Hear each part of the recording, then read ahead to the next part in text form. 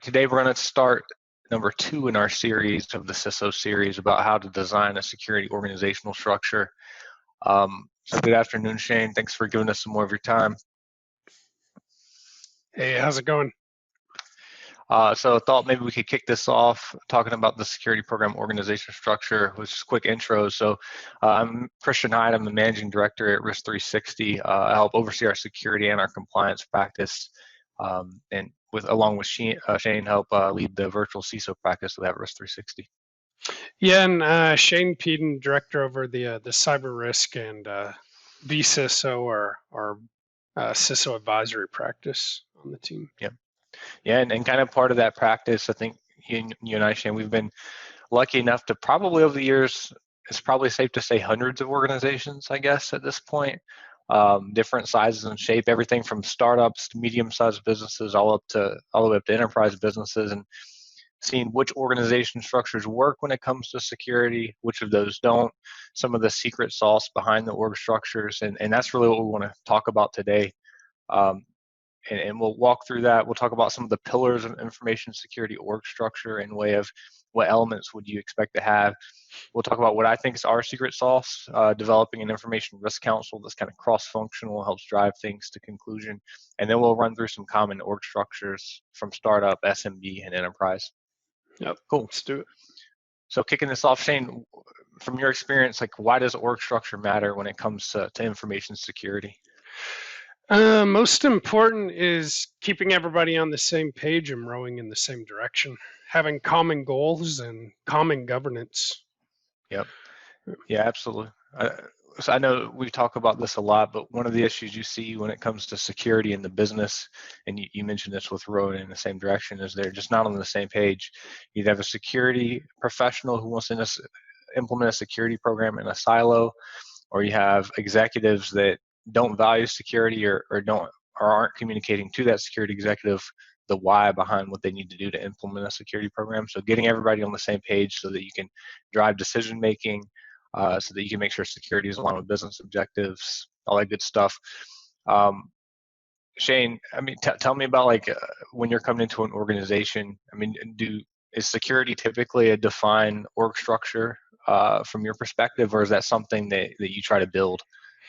Yeah, it depends on the client. For our vCISO clients, they're almost always looking to us to help them define that for them and build the program.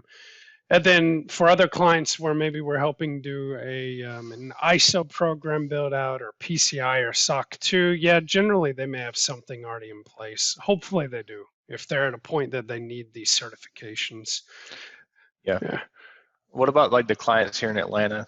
I know we have some vCISO clients here in Atlanta, just to kind of talk about that are kind of below 500, kind of high growth tech company, and we come in to do virtual CISO. What's most common for them? Do they have any kind of infrastructure in place, or are you the first time they're thinking about security? There's certainly security because security is inherent to the solutions that they're using, be it some kind of cloud hosted service or whatever they're using to do their email and their LDAP and logical access. So I mean, there's security, but teams may just be doing it kind of ad hoc, or if they've gone through the effort of say like getting a SOC 2 report before we ever got there, maybe they just pulled it together somehow, but they're really struggling to keep the program moving or being efficient. Yeah. Maybe they're having issues with spend. They're buying tools that do the same thing that overlap, and they just don't have a lot of good coordination across departments on who is doing what and who's approaching security this or that way. Yeah. There's kind of like two sets of dilemmas I see for most organizations that we deal with that are in that I'm trying to build an org structure for the first time, and it's typically the executive who has no insight and can't sleep at night because security is something they keep hearing about, but really doesn't have much visibility or can't speak to how they're doing. And then there's the security executive, that's the other person that's battling to get security initiatives happening, but they can't because they don't have the authority, they don't have the visibility in the organization, they don't have a mechanism to bring that to the floor to get people to do it. So but no one's happy typically in these organizations that we walk into. So one of the first things we do is try to have to define that structure so you can make things happen. Um, so talking about some of the security program pillars, so I thought covering this off the top would give us a framework to talk about it later. So if we're throwing out terms, it makes sense. So I think every organization structure, regardless of size, whether it's a startup with 100 people or if it's an enterprise that's global, have some of these elements in one form or another. The first element is just top level leadership. That's the executive leadership team that's ultimately going to make decisions. Every organization has something like that, whether it's a co-founder or if it's a former board of directors or something. There's always top level leadership. Then below that, there's typically functional area leadership. So you might see finance or by product, HR departments. They're going to be functional areas, and there is security at those layers. We're going to talk about the Information Risk Council in depth, but that's this governing body that we always recommend when it comes to information security. It's cross-functional in nature, so everyone has a seat at the table and they can talk about information security. And then below them, down in the depth of the org chart, we try to identify security program champions. So those are individuals that might sit in finance or HR or engineering and not have an official security role, but will carry out those security functions, or at least be an advocate for security and be your main point of contact so you can help drive the organization in a certain direction. And then, of course, you have the security program leader, which is often the chief information security officer or a director of security or something like that, that's really charged with information security. And we'll talk about where these fit in the different org structures in a minute, but I want to talk about what in my mind is the most important and most fundamental thing to any successful security organization structure that I've seen. I haven't seen any security or any security program anywhere from an org chart perspective that doesn't have something like an information risk council. I've heard it called like a cyber risk committee or an information risk committee, or we call it the IRC typically. But this to me is foundational to getting decision making, getting everybody at a table and making things happen. Shane, can you talk about like your thoughts and feelings, how you get an IRC off the ground, what it is to you? Yeah. First things first is getting the right people Mm-hmm. involved. So in my experience, it can't just be a team of all executives, but you may not also want the actual boots on the ground involved. So usually you need a mix of executives that are really invested in the program and they want to drive change, and they probably need to have a certain level of accountability for the program. But then beyond that, you need those functional area leaders, maybe the champions, like you were talking about in that last Yeah. slide.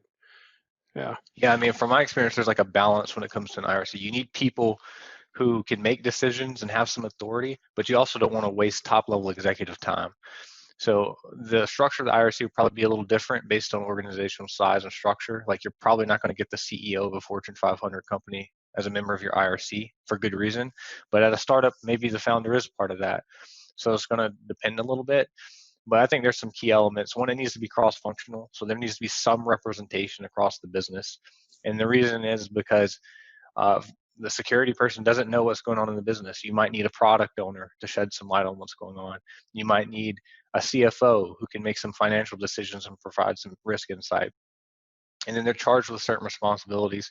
So I think me and you, Shane, I personally always advocate for formal charter and like policy for the IRC. It can't just be kind of a loose conglomerate that's unofficially recognized, because then you don't have the authority to make change. We always advise that it's officially chartered and approved by the executive leadership team. How have you seen that work? Does it need to be chartered, or can it be kind of an unofficial group to be effective? I think a charter is very important, or some kind of a policy. I mean, you need to be in agreement as a committee on what you're doing and what the goal is. So one challenge I've seen happen where the committee isn't crystal clear across the board, everybody that attends, is what is the goal of the meetings that you have. And Mm-hmm. from my perspective, number one thing I always want to do is get risks front and center. I want to give a high level update of what is going on across the most relevant departments within the company. Like in your graphic here, you have several great examples there. Those are going to vary based on the nature of the business. Yeah, you know, a lot of my clients don't actually have people ops or HR on the table, but they will usually have like customer success and yeah, salespeople. or implementations teams. So people that talk to customers directly, they'll be in there, and those are really important. Vendor management is super important to have in Yeah. there. I always like having sales or customer success because they'll be the ones who tell you, hey, my customer is demanding a SOC Yeah. report or an ISO certification, or they're asking all these questions. It's holding up the sales process, and that's great for other executives to hear because they can say, hey, look, security is not just about risk management. This is a revenue driver for us. And those Yeah. kind of conversations, a security person in a silo is never going to have. So this is the opportunity to do that. I really like forcing key players in the IRC. Maybe not every department across the board, but departments that play the most key roles in driving security, which are typically enterprise IT, legal, engineering, operations, drive them to develop true KPIs. Yeah. KPI meaning it's measurable, it has a goal attached to it, and it's something that's ongoing. And Yep. then always be reporting on those KPIs. Yep. Yeah. I mean, I think a couple tips on the IRC. One, form one. Get an IRC, get it chartered, get it approved by the executive team. Make sure they have authority to do stuff, and tell them why you need that. And get important people on that meeting, the right level, but do not waste their time. I think that's the other challenge we see with the IRC is you have one or two IRC meetings, and then everyone after that views it as a waste of time because they show up to the meeting, there's not a lot happening. It's got to be Yeah. crisp, it's got to be on point, there's got to be important information brought to the fore for decision making. No fluff, no wasted time, no rambling, on point, make a decision, move on. And if it fails to meet those criteria, to have a charter, have the right people at the table, and bring pertinent information for decisioning each and every meeting, it's going to fall flat. But if you can meet those criteria, you have something serious when it comes to a security program on the table that's really going to drive some change. So if you walk away from anything from this webcast, form an IRC. It's going to help drive decisioning for the organization. So this we'll talk about how the IRC fits into various org structures. So let's do that. So let's talk about a startup. So how we're defining startup, this is kind of like the high growth tech startup, probably someone under 500 people typically, fast moving. They typically have limited resources when it comes to security. The reason they're probably doing security is because the customers are demanding it. They're probably demanding some type of certification. There could be other reasons, but that's typically the biggest pressure. And security is usually a shared responsibility. There's usually a CTO, an engineer, product owners, maybe even director of IT. Usually, sometimes they have a CISO or like a security analyst, but that's not always the case. It's usually shared across the team. So that's where, in my mind, this like below 500 high growth tech company, that's where the IRC shines, in my opinion, because that's really the only decision making mechanism that exists for most of these companies. And Shannon, I know this is your sweet spot. You deal with a lot of these from a virtual CISO perspective. And what are your thoughts on how to integrate for a startup? The most important thing is to not be afraid to be agile with how you hold the IRC meetings. So that means even if the order of the IRC meeting isn't most effective, reshuffle it so they get the most important things up front. Make if there's somebody that's in the meeting that is disruptive or they're not adding value. You mentioned on the last one not wasting people's time on the last slide. I'm really not afraid to uninvite people to the IRC in future meetings if I find out that they're not a champion and they're not pertinent to the Yeah. conversation. Or reverse order, someone might be a Yeah, drop in. Like they might yeah, only need to attend to one meeting because something happened. yeah, So IRC fits in here. You're going to have top level leadership. Top level leadership is typically a small executive team. Sometimes it's, like I said, co-founders. Sometimes there is a structure where you have like CFO and some core membership. There's a leadership team. Form an IRC. So if you're at one of these high growth tech companies, get your IRC in place.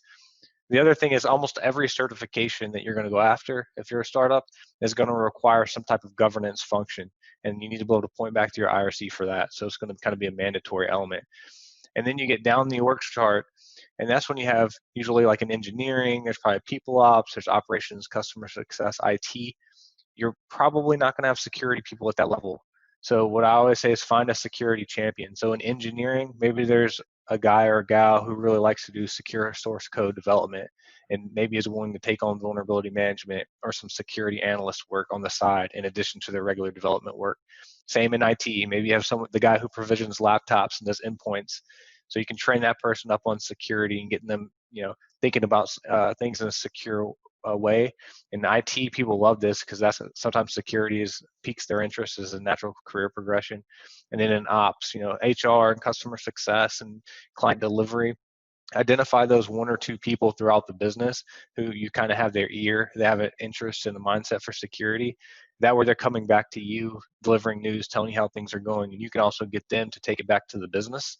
And that helps you do more with less because all of these individuals out in the business are taking on security as an additional responsibility. And it gives you a little more capacity if you're, either the only security person in the organization or one of few, and you're really limited on resources.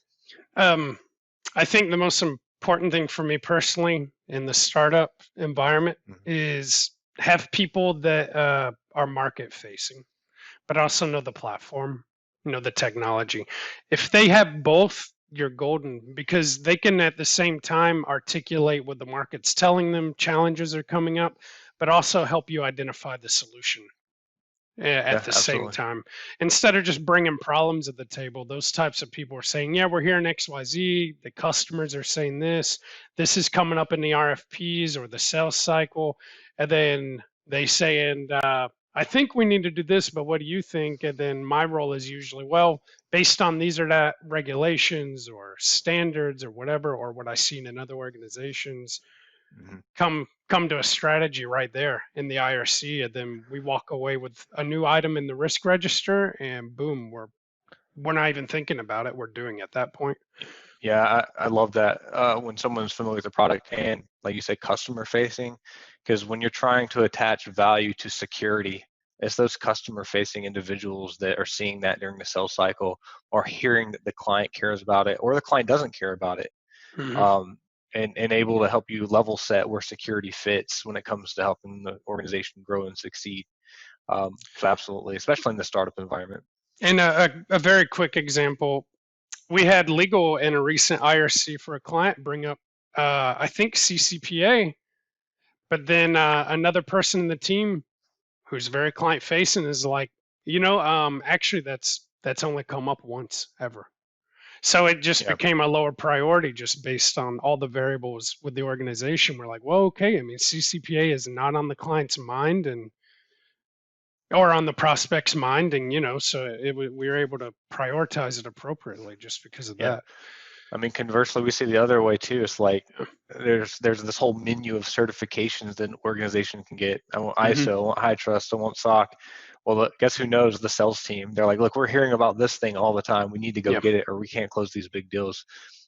So I like that about startups. This very Yeah. revenue driven. Security is very important for that reason. Yeah. So moving on from the startup, kind of moving up the ladder to what we call the SMB, which is kind of notoriously difficult to define, but I think we'll define it like an organization between like 500 and 1,500 people is probably a decent range for an SMB.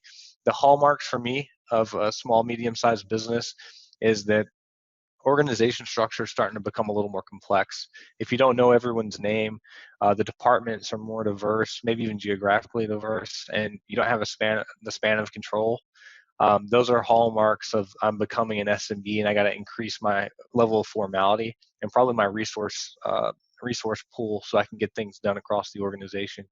I think not a lot changes between a startup and SMB from an organization structure perspective, but the major change in my mind is two things. One, you still keep your IRC, but kind of part of that IRC is typically formal security roles. So getting a CISO or equivalent, whether that's an outsourced CISO or director of security, probably going to get application or network security person or persons to do that. And you're probably thinking about a full-time GRC role.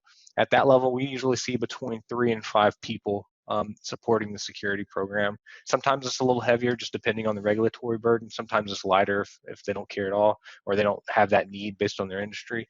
But I think that's a sweet spot, and they're usually reporting to the IRC and part of the IRC. And then when you get down into the departments, you start getting formal security individuals. And probably that very first hire is under your DevOps and engineering group, where you're getting an application security person that's running that program. And also under IT, where maybe there's someone who really dedicated to security, looking at the network, looking at the endpoint devices. And then the rest of the departments probably still have that security champion rather than that full-time security. Shane, are you seeing different stuff, or what are you thinking about the SMB? Any big changes?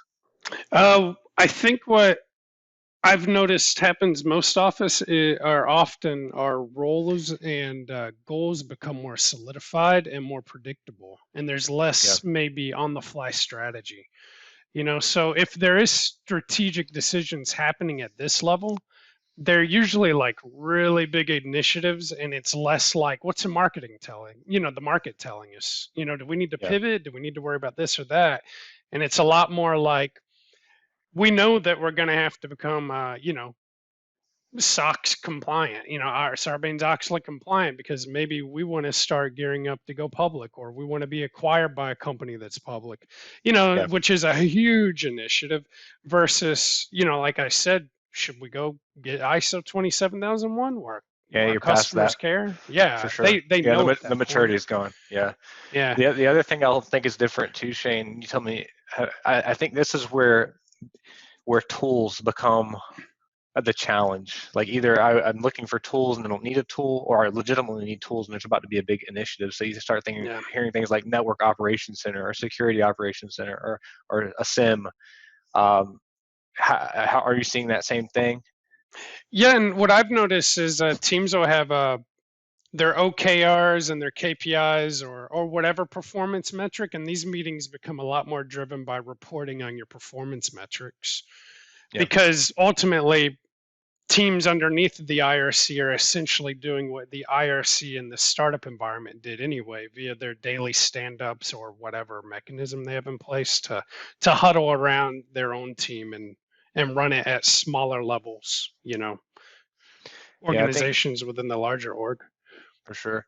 So Yeah. I'm just trying to think some of the common questions. So we have a lot of kind of SMB clients. Maybe they used to be startups. They've grown up. They're kind of pre-IPO, or they're just an SMB because that's kind of their natural size.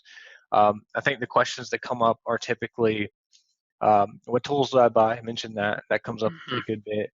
Or like you said, they're thinking about how to structure an organization where they can go public, or they have like a board or an advisory board that's forcing them to go through that level of formality. So this isn't on here, but what you'll often see is there's this a board of directors probably already exists or is being formed, and that board of directors at this level, or maybe the enterprise, will typically have a security subcommittee that you're involved in. That might be in addition to the IRC, and also an audit committee. So you might have an internal audit department, or you have a third party that comes in and acts as that internal audit, but ultimately reports up to the board and the audit committee. So you may see that here at the SMB level, depending on the organization type, probably the upper end of the SMB. And if you're seeing that, that would typically flow even above top level leadership, because top level leadership is reporting to the board. The board's asking security questions and asking the audit questions. Yeah. Anything else you want to add here on the SMB? No, I just like we mentioned prior, it's important for keeping everybody on the same page. But here, the sphere of control starts to distribute more as the organization gets larger and more leaders. So this becomes even more important to keep everybody under the same policies, I guess, and Yeah. ensuring that, that everybody's unified and moving in the same direction. And you don't have, I guess, little silos forming that are doing things completely different from other parts of the organization. I mean, that's a great Yeah. point. Like the need for policies at this level. I have it at this last bullet point: formal Yeah. communication and rollout plans. Yeah. Because if leadership or you haven't defined your expectations, no one knows what expectations to follow. So you get Yeah. a radical, I guess, disconnect between departments. So that's where policy comes into play. Formal communication plans. So this is what I need you to do. Training's a big one here because you got to tell everybody what they need to do and make sure they actually do it. And then the other thing is, if you're going to do something, whereas in the startup, you can just kind of do it and Hmm. everybody's close enough where they'll just adopt it naturally. You actually have to roll it out. You have to have a plan where you're going to break people up in groups, train them, make sure they understand, and roll the thing out. So it's just an added level of complexity in the SMB compared to the startup, which is a good segue because the ultimate level of complexity is when you have 10 SMBs all part of one company, which is really what an enterprise often is. Hmm. Um, so walking through the thinking here, you have your top level leadership. We still think you keep the IRC in place. You probably have, at this point, there's probably a corporate security becomes a corporate or a shared service often, supporting business units or even geographic locations. So often I've seen where you have a corporate information security officer, probably corporate GRC, corporate security that's usually network level, and then out in the business, there's business information security officers, or just ISOs, heard them called, but usually over a region or over a product or over a subsidiary. And the subsidiaries or region are not unlike how we described the SMB, and then corporate is providing supporting services to all of those different organizations. So here you probably have language barriers. So things have to be translated in multiple languages. You have local and state and federal and international law to deal with. There's probably like how one group's going to roll out something from an HR perspective is going to be totally different about how someone else is going to roll out from HR perspective. Cost are a consideration. So if you're rolling out any tools, costs are magnified. You probably have device issues where you got some mix of legacy, cloud, Mac, Microsoft. So everything's more complex. So there's a lot of strategic planning that goes in. But from the org perspective, I think the biggest change is you have your top level leadership, keep your IRC. You're going to have corporate information security, and then likely information security at each business unit level. Shane, anything you want to kind of add to the enterprise level? No, it gets tricky because what I what I may propose is that organizations begin rolling out, IRCs across all the product lines or subsidiaries or whatever. But that gets difficult and it's highly variable. I mean, there is no one size fits all approach here. There's no really one good idea of how things should happen when you're dealing with a business like this because it's so variable in how everything is structured. And Yep. and if you're a larger company acquiring others, maybe it makes complete sense just to let that company I continue to exist as itself, even though it's technically owned by a parent company, and just do everything in its own universe because it can be so much more agile and whatnot. But then what we've seen happen in organizations where that happens is um, one company, like for example, may have this technology and a sister company may have that technology, and they may need the technology or whatever that this other company has already developed, and they may start a huge R&D initiative and redo all the security and everything from the ground up, and then not even realize until much later that their sister company had what they already needed. I've seen that actually happen. And that was where those companies were allowed to exist as separate brands, reporting up into a unified parent. They were all under the same policies and procedures. They all reported to the same owner and the same board. But we didn't discover it until we did a business impact analysis. And we were working through the entire process and talking to everybody. And we heard somebody mention, well, we need, we're in the process of doing this and it's a huge risk. And I was like, well, did you know this other company that has the same owner as you was doing the same thing? And they're like, no, we didn't. And it Yep. was but how do you do that? How do you form, and that goes beyond security, but even take that example to security, like how do you avoid that happening? Because you still want to allow the business a certain amount of agility to get things done. Yep. So it's a hard problem to solve, Yeah, I I mean that's guess is that what I'm saying. yin and yang between Yeah. autonomy and centralization, right? Hmm. I think there are a handful of things, full of things that organizations should agree on. One is just roles and responsibilities. So I don't think it matters as much who does what as that everyone agrees on who does what, Yeah. because like you just said, like what's corporate going to do versus what the business unit is going to do. Which policies are we going to abide by? Are we going to abide by corporate policies? Or are we going to abide by subsidiary policies or product line policies or some hybrid thereof? So as long as you kind of have a plan there about who's going to do what, um, then you should be okay. The other thing that happens is like from a compliance perspective, if you take like certifications, that becomes very complicated because Hmm. rarely do you have a like say an ISO cert or a SOC 2 cert audit opinion that covers a whole organization. It's usually a product within a business unit. So which policies do those point back to? So there's questions like that that go on. So just making sure that everyone agrees about who does what and who owns what is typically a, a great place to start. I also And we do this at Risk 360. We kind of have our annual offsite and then our quarterly meetings where we come together as a business and decide what we're going to do.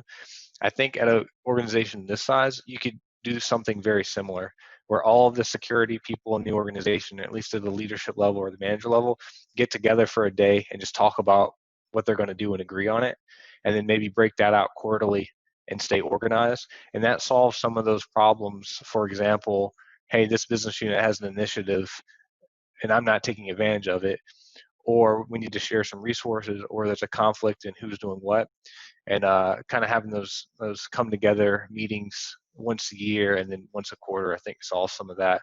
And you have the critical mass at this size where that's probably dozens of people that you have to bring together. Yeah. So it's worth it.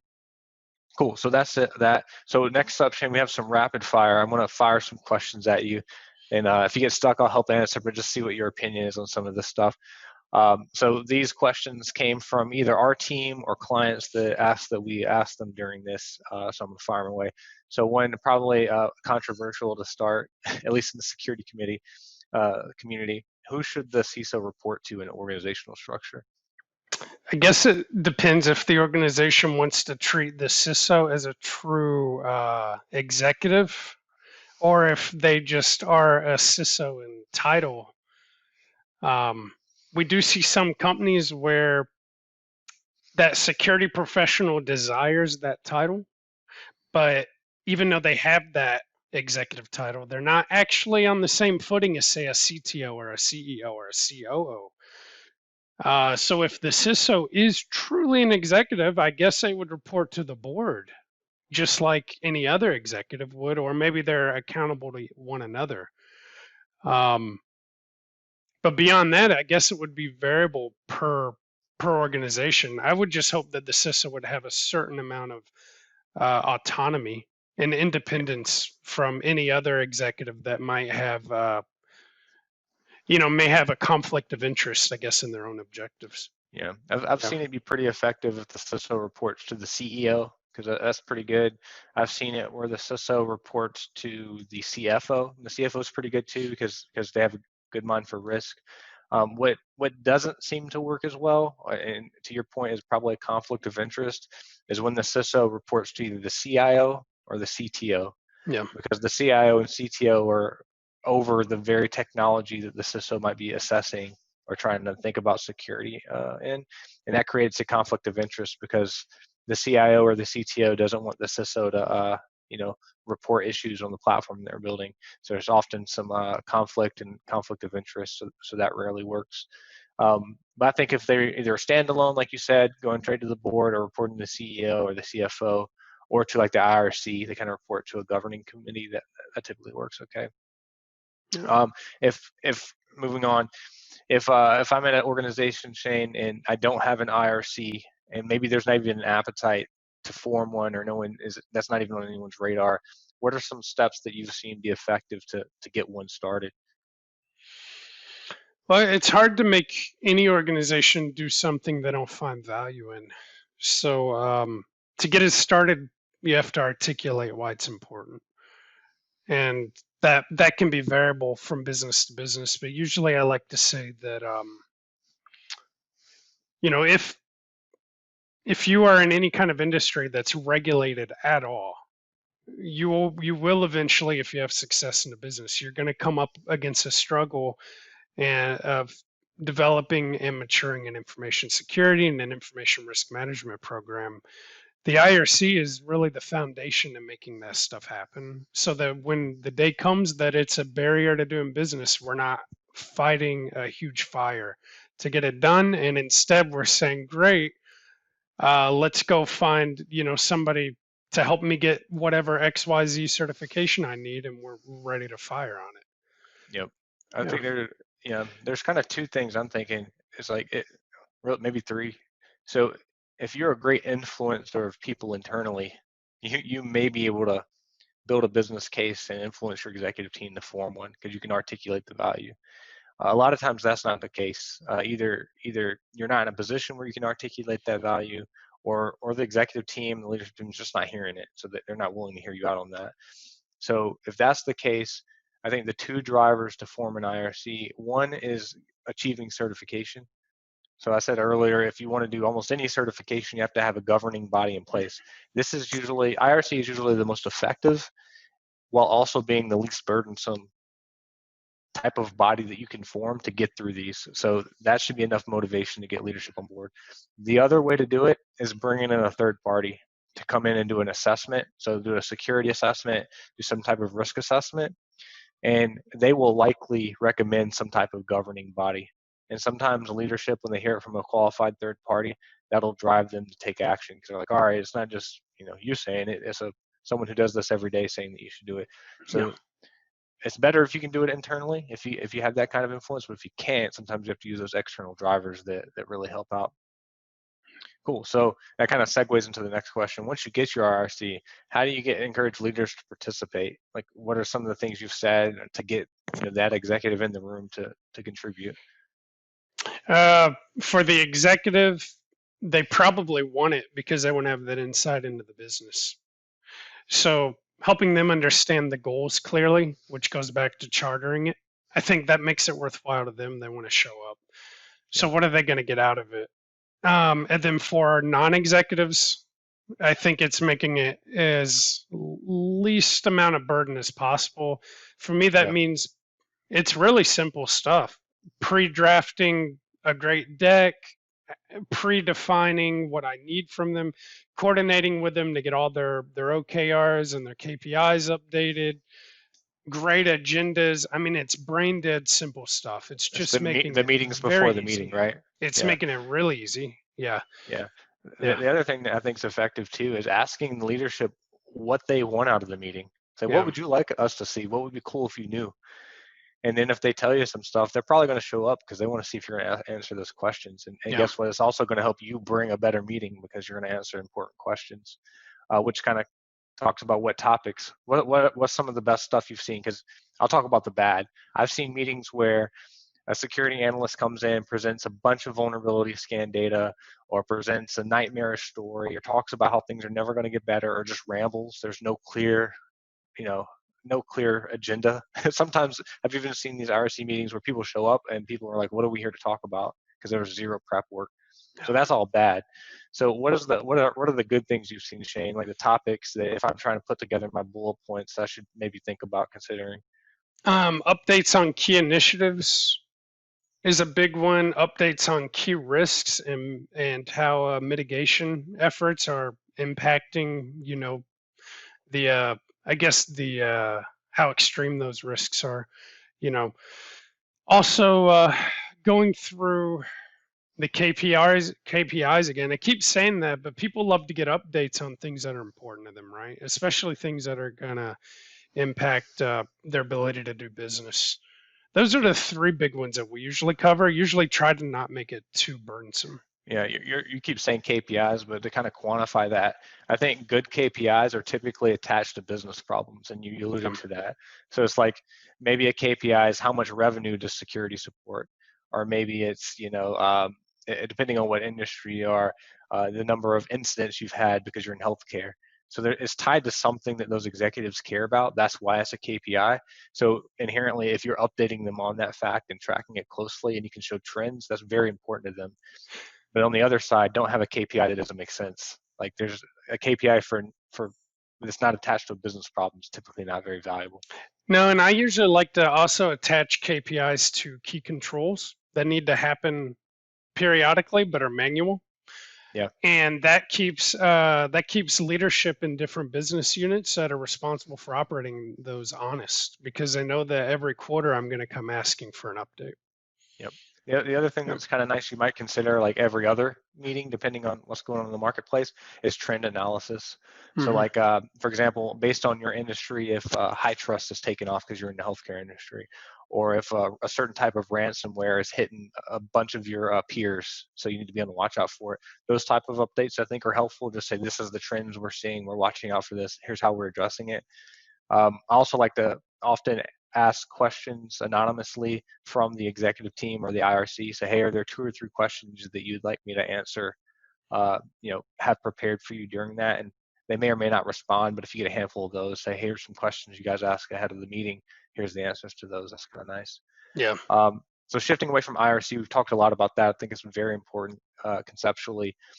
The other common question that we got and that we get all the time is when should people hire? It's the classic question. We have the 50-person organization. They say, well, we're kind of reaching that point where it hurts. When should we make our first IT hire, or when should we make our first dedicated security hire? Shane, can you talk about maybe those natural progression signs or signs or signals or that you see when people make those first, second, third hires? Yeah, I guess the first hire is usually kind of the quote unquote compliance person. And that may be somebody, it's totally industry dependent, I guess. But you may, if you're dealing with PCI or HIPAA or GDPR or whatever, if you have to deal with one, you usually have to deal with multiple Yeah, situations. So I've seen a lot of companies, one of their first hires will be somebody that just has enough subject matter expertise on those to coordinate it and run the programs if they're integral to the organization's ability to do business. And then the second that we see most often is usually somebody dedicated to like application security or something that's specialized like that. And then most other people, it's not that you're hiring somebody dedicated to solve a security problem or an information risk problem. It's more you're expanding people's job duties to be more focused on security in addition to what they're already doing. And usually that compliance person is what makes people aware of those requirements because they'll be doing these certifications and be like, hey, enterprise IT, you need to do all these things. Hey, engineering, you need to do all those other things for this. So they'll be the catalyst to get people doing more security minded operations or operating controls, and whatnot, documenting them, things like that. And then yeah, from there it all depends on the business and yeah. what their I, needs are. yeah, I might have flipped the first two that you said, but Yeah. I think you're right. It's typically app security and then compliance security. Those are your first two, depending on the organization. I see app security a lot because I think naturally, if it's a startup and you're kind of developing a company, engineers understand that they need app security, so they hire it. And then eventually after the certification, that hurts bad enough, so they decide to hire that, or vice versa. The Yeah. certification hurts bad enough to solve that, and then do app security. A You lot of know, third parties too. Sometimes the first security hires are folks like us, where it's a yeah. virtual or a outsource security team or something like that. That's pretty typical early on. What are you about to say, Shane, please? Well, I was going to say it's not necessarily people that are watching this may say app security. Like that's very specific. I guess what I mean, instead of saying app security, maybe I would rephrase it as like a security engineer, but as in like a true engineer. So that's Yeah, somebody that's going to look at your production environment. They're going to be helping with the SDLC and integrating security into it. They're going to be maybe running like if you got a bug bounty program. I mean, this is really a jack of all trades. It's a very diverse yeah, even QA. individual. QA, yeah, but the key point though is they are very technical. They probably used to be a software engineer. Maybe they still are a software engineer, but their job is to engineer security and not necessarily features or releases for the Yep, product. Yeah. yep. Cool. So those are the questions that came up. If you guys listening to this have further questions, shoot us a message and we'll get them answered. I do want to talk about where we're going from here. So we did defining the CISO role. That was the first part of our series. This one is the security org structure. We do have 3 more parts in this series that we're going to cover when it comes to kind of designing a program and being a leader in security. The next part that we're going to talk about is building security program budgets. So how do you get those budgets built? What are the elements? We even have some templates that we're going to provide around that. And then once you have your budget, we'll go into building a business case, because sometimes you have a budget, you need to present a business case and make that effectively to get it approved. And then we'll move on to part 5, which is how to develop people, which is one of those things, if you're a security program leader or an executive, is essential. You have to be able to develop people, but that's often overlooked when it comes to technical roles. So we're going to dive into how to do that. So that's the next few parts of our series. If you guys enjoyed this, please let us know. You can like us on LinkedIn. We also have a podcast. All of this stuff goes to that podcast. We're on iTunes, we're on Spotify, all those apps, so you can listen to us while you drive. We do all of the live webcasts on Twitch. So we usually record those on Twitch and then distribute them from YouTube and everything else you want to watch. So we have a YouTube channel as well. If you want to contact us, you can reach out to Shane at shane.peden@risk360.com. If you want to reach out to me, it's christian.hyatt@risk360.com, or you can go to our website and fill out a form and let us know. We'll get back to you.